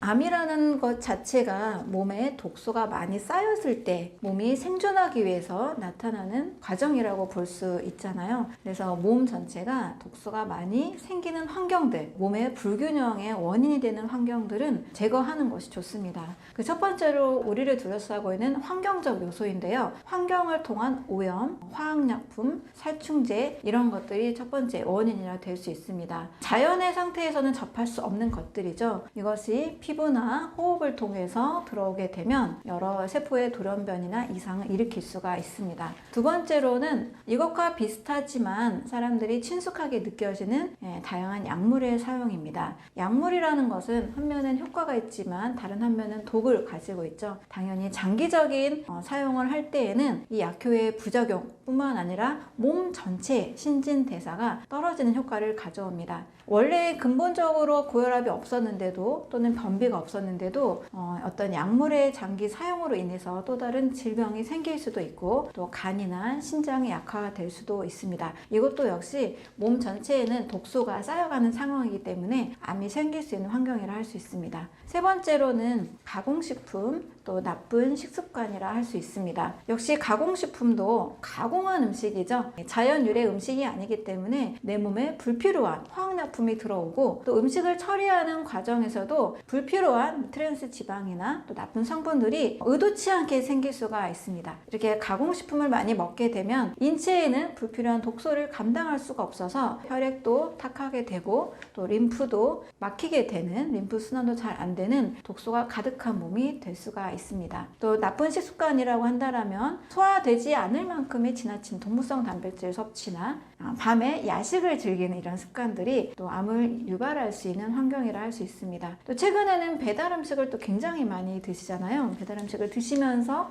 원래 없었던 알레르기가 생기기도 하고 만성 피로나 소화불량을 일으키는 등 다양한 원인이 될 수 있죠. 네 번째로는 스트레스입니다. 스트레스는 많은 분들이 잘 알고 계세요. 만병의 원인이라고 하죠. 이 스트레스가 생겼을 때 몸에서 일어나는 다양한 부작용들, 이 증상들이 있습니다. 특히 정상적으로 대사를 아무리 좋은 음식을 먹어도 교감신경과 부교감신경의 조화가 깨지면서 인체에서 일어나는 스트레스에 대항하는 항스트레스 작용으로 인해서 또 세포의 돌연변이나 또 독소의 축적이나 여러 가지 암을 유발하는 환경을 만들 수가 있습니다. 그래서 이러한 네 가지 요인들을 조심을 한다라면 이 암을 만드는 환경으로부터 우리가 벗어날 수가 있습니다. 고기 섭취는 암을 증가시킨다라는 결론을 내릴 수 있습니다. 고기와 암의 상관관계는 아주 대규모 중국 연구, 차이나 스터디라는 연구를 통해서 확인이 된 바 있습니다. 미국의 코넬 대학교의 콜린 캠벨 교수와 또 아들인 토마스 캠벨이 대략 60년간 추적 조사한 연구입니다. 아시아 지역의 8억 8천 명의 2,400개 지역으로 한 굉장히 대규모 조사이기 때문에 역학의 그랑프리를 할 정도로 굉장히 신뢰를 많이 줄 수 있는 연구 결과죠. 이 연구 결과에서 나온 결론은 동물성 단백질의 섭취가 총 칼로리의 10%를 넘길 때는 분명히 암을 증가시킨다는 결론을 내렸습니다. 이와 함께 1981년도에 리처드 돌과 리처드 페토의 연구에 의하면 식습관, 특히 고기를 많이 먹는 식습관이 암을 일으키는 확률이 35%가 더 높다라는 이야기를 하고 있죠. 이와 더불어서 미국 국립보건원이나 미국 은퇴자협회에서도 고기 섭취와 암의 상관관계는 분명히 연관성이 높다라는 이야기를 통해서도 공통적으로 고기 섭취량은 암을 증가시킨다 또는 암을 유발한다라는 이야기를 하고 있습니다. 무려 49만 4천 명을 대상으로 그 식습관을 조사한 실험이 있었습니다. 이때 고기를 많이 먹는 사람들이 대장암에 걸릴 확률이 25% 이상 높다고 했고 또 폐암에 걸리는 확률도 20% 이상 높다라는 이야기를 하고 있습니다. 굉장히 많이 발병하는 연구 결과를 보여주고 있습니다. 특히 고기 중에서도 위험하다고 많이 알려진 것은 바로 가공육입니다. 실제 고기보다도 더 큰 위험을 가지고 있는데요. 그 이유는 가공육이 만들어지는 과정 중에서 발암물질이 생겨납니다. 나이트로사민이라는 발암물질이 세포에 돌연변을 일으키기도 하고 또 활성산소를 증가시킴으로써 암을 유발하는 환경을 만들어줍니다. 실제 이 가공육을 많이 먹은 어린이의 경우 그렇지 않은 어린이에 비해서 백혈병의 발병 확률이 74% 이상 증가를 한 내용들이 보고들이 있습니다. 성인의 경우도 췌장암과 방광암이 각각 67%, 또 59%씩 증가했습니다. 그래서 가장 위험한 것은 가공된 고기, 이것이 문제가 되니까요. 가공육은 정말 최소화시키는 방향을 가지는 것이 좋겠습니다. 이 고기를 먹었을 때 일어나는 우리 몸의 변화 3가지가 있는데요. 첫 번째는 혈액이 탁해집니다. 이 혈액의 이 농도가 굉장히 진해지고 올라가게 되는데요. 사람에 비해서 고기를 주식으로 먹는 동물들이 있죠. 육식동물들인데요. 육식동물의 경우 사람보다 최소 5배에서 20배까지 위산의 산도가 굉장히 강합니다. 그래서 고기를 먹어도 다 소화를 시키는데요. 사람의 경우에는 이 위산의 강도가 육식동물에 비해서 턱없이 낮기 때문에 소화시키는 정도가 다릅니다. 다 소화되지 않은 이 동물성 단백질의 찌꺼기로 인해서 혈액에는 그 점도가 올라가게 되고 농도가 진해지게 되는 모습으로 바뀌게 됩니다. 혈액이 탁해지면 당연히 온몸에 제대로 된 산소와 영양소를 공급하는 데 문제가 생길 수밖에 없겠죠. 두 번째로는 소화가 되지 않은 단백질이 문제를 일으킵니다. 고기를 한마디로 정의를 하면 죽은 동물의 단백질이죠. 존 맥두걸이라는 표현에 의하면 우리가 고기를 먹는 것은 죽은 시체의 일부를 먹는 것이다 라고 표현을 했습니다. 그래서 고기를 먹었을 때는 완전히 소화가 되지 않아서 우리 소화관 안에서 그 대사산물이 부패가 돼서 남아 있습니다. 이 부패산물 때문에 온몸에 독소를 전달을 하게 되는 거죠. 그 독소가 바로 동물성 단백질의 대사산물인 암모니아, 요산, 요소, 인돌, 스카톨 이런 성분들인데요. 바로 3번째 요소와 연관이 되어 있습니다. 몸에서 결석을 만들어냅니다. 이 고기에 있는 대사산물들이 신장에서 계속 축적이 되거나 또는 대사산물이 뼈에 축적이 되면 이제 통풍의 원인이 되기도 하고 신장에서는 신장 결석을 만들어내는 원인이 될 수 있습니다. 그래서 이와 같은 이유로 고기를 먹게 되면 우리 몸에서는 굉장히 불필요한 성분이 들어옴으로써 혈액이 탁해지고 또 몸에 불완전 소화로 독소가 쌓이고 또 결석을 만드는 이런 형태로 몸에서 많은 좋지 않은 반응들이 일어나게 됩니다. 고기를 계속 꾸준히 먹는 식사를 하게 되면 인체 크게 2 요소에 문제를 일으키는데요. 첫 번째는 혈관 질환입니다. 고기에 있는 이러한 단백질들이 우리 모세혈관 벽에 또 세포막 속에 자꾸자꾸 쌓이고 축적됨으로써 혈액순환이 원활하지 않게 돼요. 혈관은 온몸의 세포에 영양을 공급하는 통로로서 사용이 돼야 되는데 혈관이 제대로 건강하지 않은 상태 또는 이 지나가는 이 혈액의 성분들의 점도나 농도가 너무 진하게 되면 이 혈구들이 지나가면서 세포막 혈관 벽 안에 상처를 냅니다. 이 상처를 또 복구하는 과정에서 염증이 생기게 됩니다. 다양한 혈관 질환, 혈관성 염증 질환의 원인이 될 수 있습니다. 두 번째로는 림프 순환의 방해입니다. 림프는 우리 몸에서 노폐물을 제거하는 기관이고 또 다양한 면역 세포들이 지나가는 통로가 되고 지용성 영양소들이 지나가는 통로가 됩니다. 노폐물들이 잘 제거가 돼야 되는데 림프가 막히거나 림프 순환이 잘 되지 않으면 당연히 몸에 독소가 쌓이게 되겠죠. 그래서 고기를 많이 먹으면 이 혈관성 문제, 혈관 질환의 문제, 또 림프 순환의 문제, 림프가 막히는 등 이러한 부분에서 인체에 굉장히 좋지 않은 반응들을 만들어냅니다. 네, 먼저 이 트랜스 지방은 무엇인가 알아보면 마가린이나 식물성 기름, 팜유나 다가 불포화 지방산 이런 것들이 이 트랜스 지방이라고 할 수 있는데요. 이것은 자연 상태에서는 만들어낼 수 없는 지방입니다. 인위적으로 이 지방의 구조에 변환이 생겨서 생겨난 지방이라고 할 수 있습니다. 이 트랜스 지방은 몸에서 자연의 질서에 어긋난 기름이기 때문에 인체에 들어왔을 때 다양한 변형들을 일으킵니다. 한마디로 암을 유발하는 세포의 돌연변이나 세포의 영양소 전달을 방해하는 등 여러 가지 문제를 일으킬 수 있습니다. 그래서 트랜스 지방이 많이 들어있는 음식은 요즘 많은 분들에게도 많이 상식으로 자리 잡았을 거예요. 먹지 않는 쪽으로 생각들을 하고 있습니다. 그런데 문제는 뭐냐면 가공된 식품에 그 성분들이 다 포장지 겉면에 써 있잖아요. 근데 이 트랜스 지방은 0이라고 써 있는데도 불구하고 그 음식 자체의 조리 과정에서 트랜스 지방이 생겨날 수 있다는 겁니다. 만들 때 재료에는 분명히 파뮤나 마가린이나 이런 것들을 쓰지 않아요. 하지만 튀기는 과정에서 밀가루 음식을 라면이나 어떤 과자나 이런 것들을 튀기는 과정에서 이 트랜스 지방이 생겨날 수 있고, 또 여러 번 사용한 치킨 같은 경우에 다 여러 번 사용한 기름을 통해서 또 튀겨내잖아요. 과정 중에서 트랜스 지방은 얼마든지 생겨날 수가 있습니다.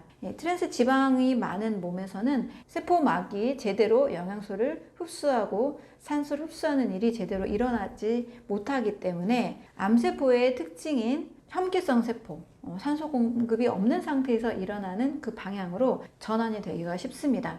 튀긴 음식을 매일매일 드시는 습관이 있다면 이것은 굉장히 자제를 해야 됩니다. 반면 이 트랜스 지방이 아닌 좋은 기름을 먹어야 되는데요. 바로 좋은 기름은 자연의 질서에 맞는 기름, 자연의 기름이라 할 수 있습니다. 과일에도 기름이 들어있는 과일들이 있고요. 채소나 특히 이제 견과류, 씨앗에 기름들이 많이 들어있죠. 이렇게 통째로 견과류나 과일을 먹는 방법이 제일 이상적이고, 두 번째로는 엑스트라 버진급의 올리브 오일, 이런 것들은 안전한 기름이라고 볼 수 있습니다.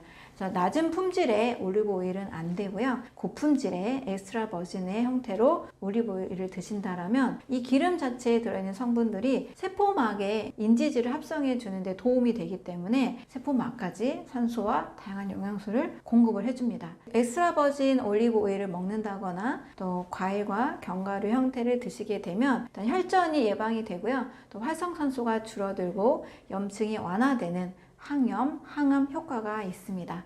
미국 내과학 그 기록에 의하면 엑스트라 버진 올리브 오일의 경우 유방암의 발병률을 45% 감소를 시키고 알츠하이머병의 경우 80%까지 낮춘다라는 보고들이 있습니다. 그래서 건강한 기름 섭취를 통해서 건강한 몸을 만들어가는 것이 중요하다고 볼 수 있습니다.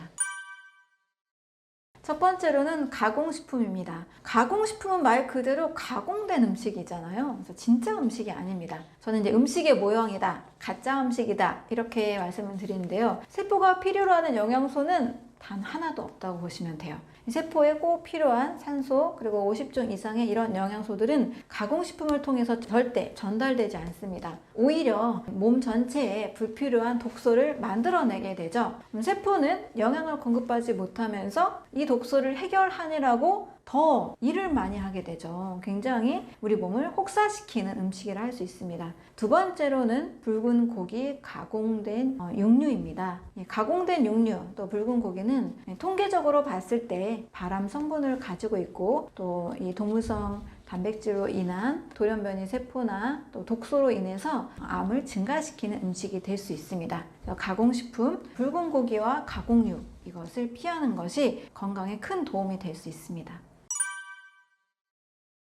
설탕을 먹으면 일단 암세포를 성장시키고 정상세포는 굉장히 굶주리게 만드는 효과가 있습니다. 당뇨 환자들이 암에 걸리는 확률이 2배 높다라고 미국 당뇨병 학회 저널 당뇨 케어에서 이야기를 하고 있습니다. 그 이유는 당분을 같이 동화작용시키는 영양소가 결여되어 있기 때문에 이 세포들이 이 영양소를 제대로 사용하지 못하고 정상세포들이 영양소를 활용하지 못해서 세포에 필요한 영양소 공급이 안 되니까 세포 대사가 안 되게 된다는 거죠. 반면 암세포는 정상세포가 사용하지 못하는 이 당분을 포도당 대사를 활용함으로써 암세포가 더 커지는 그런 부작용들이 일어나게 됩니다. 그래서 가공된 설탕 섭취는 암세포를 성장시키기 때문에 절대 드셔서는 안 되는 음식이고요. 가공되지 않은 형태의, 정제되지 않은 형태의 탄수화물 음식이나 또 자연당인 과일이나 또 채소에 있는 이 당분들, 이런 것들이 암에 걸렸을 때나 암을 예방하는 음식으로 꼭 중요하다고 볼 수 있습니다. 매일 이 감자튀김을 먹는 여성들이 미국에서 난소암과 자궁 내막암에 걸릴 확률이 2배가 높다라는 이야기를 하고 있습니다. 그 이유는 이 감자를 그냥 먹을 때는 쪄서 먹을 때는 발생하지 않는 발암 성분이 발생하기 때문인데요. 감자를 120도 이상으로 튀기게 되면 아크릴아마이드라는 이 성분이 나오게 됩니다. 이 성분은 발암 물질이에요. 본래는 공업용 화학 물질인데 이 성분이 세포의 돌연변이나 세포막을 변성시켜서 암을 유발할 수 있기 때문에 이 감자튀김이 유해한 발암 물질이 될 수가 있습니다. 이 아크릴아마이드를 가지고 식습관과 암의 발생 연구를 조사한 대규모 코호트 조사가 있었는데요. 네덜란드에서 약 6만 명이 넘는 여성들을 대상으로 아크릴아마이드를 약 40 마이크로그램 정도를 섭취하게 했습니다. 이랬을 때 자궁 내막암의 발병 비율이 무려 29%가 증가하고 난소암은 78%가 증가하게 됐습니다. 그래서 감자튀김에 들어있는 아크릴아마이드 성분 때문에 감자튀김을 자주 먹는다는 것은 건강에 도움이 되지 않고 굉장히 해로울 수 있습니다.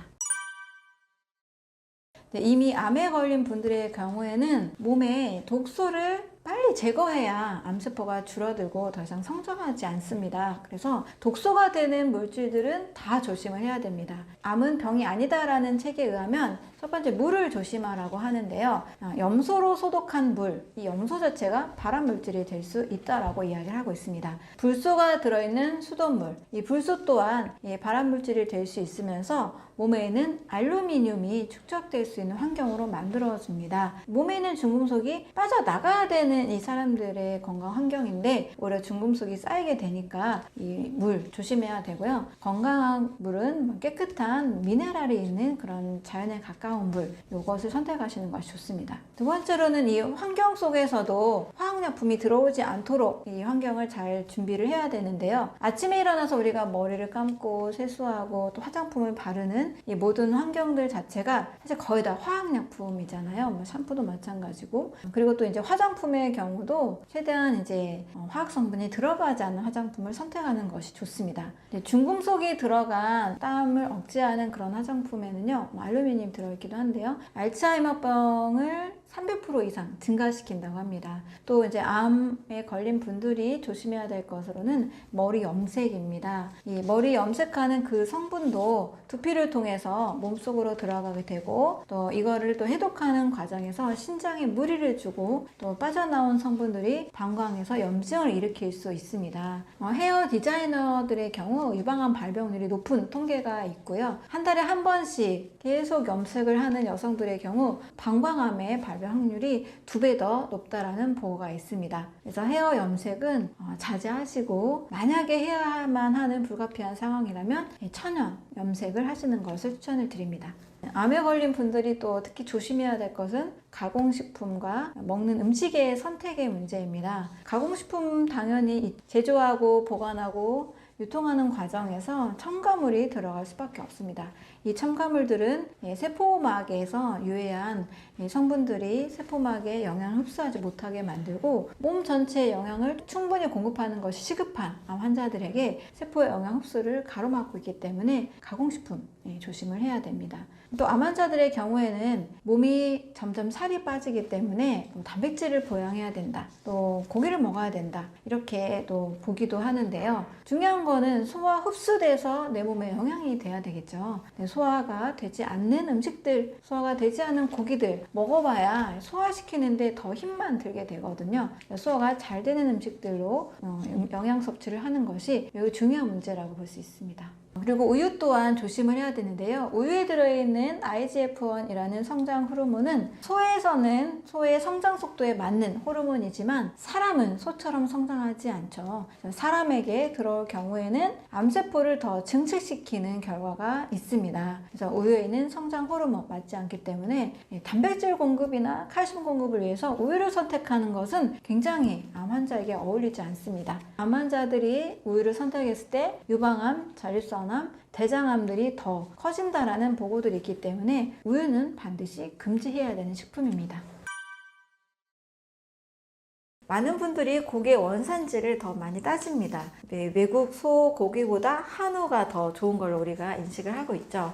고기의 원산지도 중요하지만 좀 더 중요한 것은 동물들이 자란 환경입니다. 대부분의 동물들이 공장식 축산을 하고 있는데요. 아주 비좁은 환경에서 굉장히 깨끗하지 않은 환경에서 자랍니다.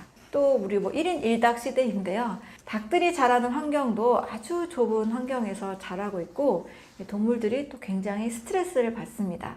더러운 환경에서 자라다 보니 항생제를 많이 쓰게 되고요. 또 동물들이 스트레스를 받다 보니 몸에 스트레스 호르몬도 많이 쌓여 있고 동물들이 굉장히 고통 속에서 자랍니다. 건강하지 않은 동물, 또 스트레스를 많이 받은 동물의 고기를 먹는 것이 과연 우리 몸에 이로울까요? 전 빌 클린턴 대통령의 주치의였던 존 맥두걸 이 의사 선생님은 고기를 먹는다는 것은 좋은 단백질을 섭취하는 것이 아니다. 죽은 동물의 사체를 먹는 거다. 이렇게까지 강하게 표현을 했습니다. 우리가 먹고 있는 이 동물들의 고기가 정말 행복하게 깨끗한 환경에서 자랐다라면 하루에 5에서 10% 정도는 먹어도 안전하다고 생각을 합니다. 그러나 많은 스트레스를 받으면서 공장식 축산을 한 동물들이라면 과연 이게 영향이 되는 걸까? 한 번쯤 의심을 할 필요가 있고요. 많이 드신 분들의 경우라면 반드시 그 양을 좀 줄여가시면 건강에 도움이 될 수 있습니다. 원래 소라면 무엇을 먹고 자라야 될까요? 푸른 이 초원에서 풀을 먹고 자라는 것이 정상적인 소의 사육 환경이 될 수 있습니다. 소는 초식동물입니다. 그래서 풀을 먹고 이 풀을 잘 소화시켜서 뼈와 근육을 만들고 에너지를 만들어냅니다. 그런데 축산업계에서 소의 증량을 위해서 다른 동물의 골 육분을 먹인 적이 있었습니다. 이 다른 동물의 고기와 또 뼈 성분을 갈아서 먹인 거죠. 그랬을 때 생긴 병이 바로 광우병입니다. 광우병은 이제 인수공통 전염병이 되어서 너무나 많은 사람들을 위험하게 하기도 했고 또 공포를 사람들에게 주기도 했죠. 또 원래 동물이 먹어야 되는 음식을 먹이지 않은 결과 인간이 저지른 큰 실수이고 또 고통이라고 할 수 있습니다. 또 이 고기뿐만이 아니라 요즘은 소에게 풀을 먹이기보다는 옥수수 사료를 많이 먹입니다. 곡식을 먹일 경우에 소가 더 빠르게 증량이 되고 약 1.5배 정도 몸무게가 많이 나가기 때문입니다. 옥수수 사료를 먹인 소는 어떠한 몸을 가지고 있을까요? 소의 오메가3와 오메가6 지방산을 검출을 해봤을 때 무려 오메가3와 6의 비율이 100대 1 정도의 비율이 나온 결과가 있습니다. 자, 이것이 무엇을 의미하느냐? 오메가6가 많은 상태에서는요, 염증이 심각한 상황이라고 볼 수가 있습니다. 약 1대 1에서 1대 4 정도까지가 안전한 범위인데요, 무려 1대 100까지 올라갔다는 거죠. 우리가 먹었던 이 소의 고기는 심각한 염증 상태의 건강 상태라고 볼 수 있습니다. 염증이 가득한 이 소의 고기를 먹는 것, 과연 건강한 음식이라고 볼 수가 없겠죠. 따라서 고기를 먹이거나 옥수수 사료를 먹이는 경우, 이런 경우는 우리가 건강한 소를 만나기 어렵고요. 풀을 먹인 소의 상태가 건강한 상태라고 할 수가 있습니다. 다이어트를 위해서 하루에 닭가슴살 샐러드만 드셨던 분이 계십니다. 닭가슴살을 아주 질리도록 한 달간 먹다 보니까 굉장히 힘들어서 다른 다이어트를 찾고 싶어서 제가 상담을 한 적이 있었는데요. 이분에게 저는 고기를 끊게 하고 닭가슴살 대신에 식물식을 추천을 했습니다. 과일이나 채소를 좀 더 많이 먹도록 권고했습니다. 고기를 먹지 않고 오히려 식물을, 과일이나 채소를 먹었는데 몸은 어떤 변화가 나타났느냐? 한 달 만에 체지방은 6kg 정도가 줄고 근육량은 2kg 정도가 늘어났습니다. 자, 고기를 끊었는데 근육이 더 늘어났다. 굉장히 신기한 결과가 나타났죠. 자, 그 이유는 우리 몸은 굉장히 그렇게 단순하게 돌아가지 않습니다.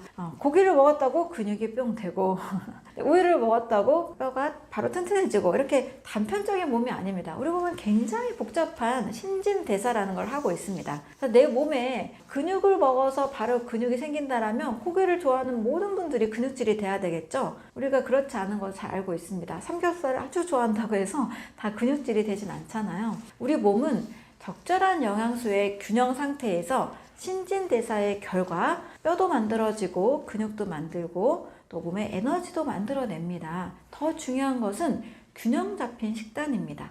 닭가슴살만 많이 먹었던 분이 닭가슴살을 끊고 과일과 채소를 먹어서 근육이 만들어진 것은 상당히 일리가 있는 이야기입니다. 그만큼 신진대사가 잘 일어났다는 거죠. 소의 경우도 풀을 먹고 근육질을 만들어냅니다. 사람도 사람에게 적합한 균형 잡힌 식사를 할 때 근육이 합성이 됩니다. 따라서 고기를 먹어야만 근육이 된다. 이보다는 신진대사를 더 잘 활성화시키는 것을 목표로 하시는 것이 좋습니다.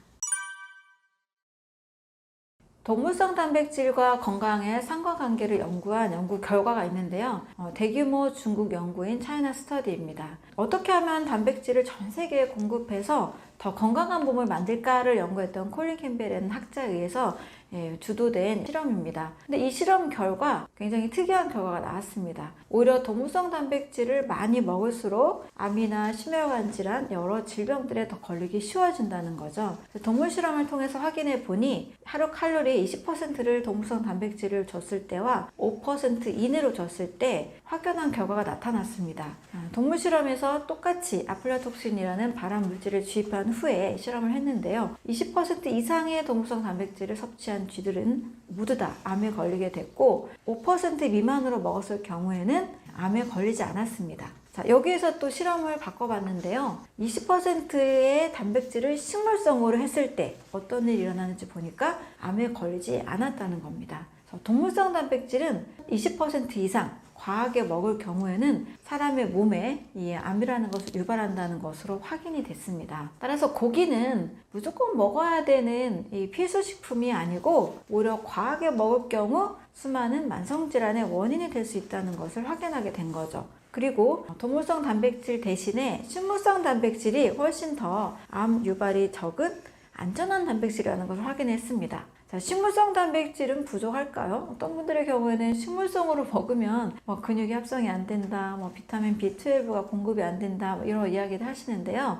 식물을 통해서도 충분히 근육을 만든 보디빌더들도 많이 계시고, 또 식물의 단백질, 콩이나 버섯이나 해조류 이런 단백질을 가지고도 건강한 근육을 만들어내는 분들이 많이 계십니다. 그래서 동물성 단백질, 고기 위주의 식사는 지양하시고 식물성을 좀 더 지향하시는 것이 좋습니다. 고기는 필수가 아니라 가끔 너무나 먹고 싶을 때 드시는 기호식품으로만 드시는 것이 훨씬 더 안전하고 건강한 삶을 만들 수가 있습니다.